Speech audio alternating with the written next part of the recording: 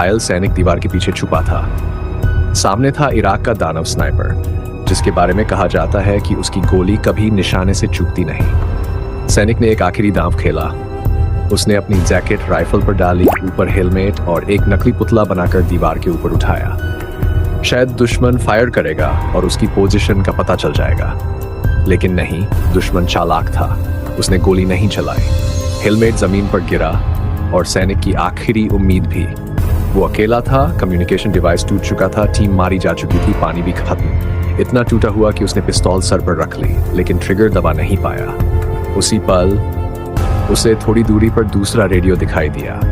उसने रस्सी बांधकर खींचने की कोशिश की, पर दूरी ज्यादा थी, नाकाम। और तभी तेज आंधी चली, धूल उड़ी और स्नाइपर की नजर धुंधली। सैनिक ने जान पर खेलकर दौड़ लगा दी। रेडियो उठाया, पानी उठाया, वापस दीवार की ओट में पहुंच गया।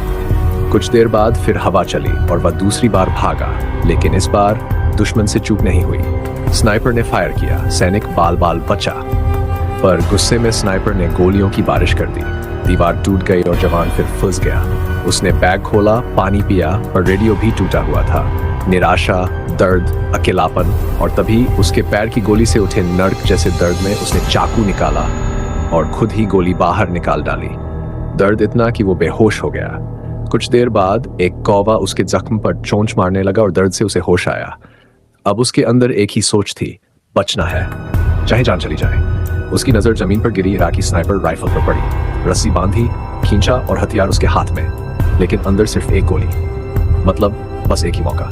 उसने दीवार गिराई, राइफल सेट की, निशाना साधा, और तभी दुश्मन ने पहले फायर किया। सैनिक ने गोली की दिशा देखी और यकीन के साथ ट्रिगर दबा दिया। एक सांस के लिए सब खामोश। वो खड़ा हुआ, हाथ पैर नहीं लगी, मतलब उसका निशाना सही था।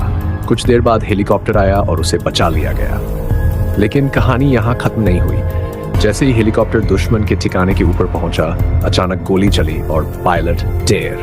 हेलीकॉप्टर घूमता हुआ रेत में जा गिरा, क्योंकि असलियत में वह स्नाइपर अब भी जिंदा था। वो पूरी लड़ाई बस एक जाल थी। और अब सवाल है, क्या आप जानते हैं वो स्नाइपर कौन था?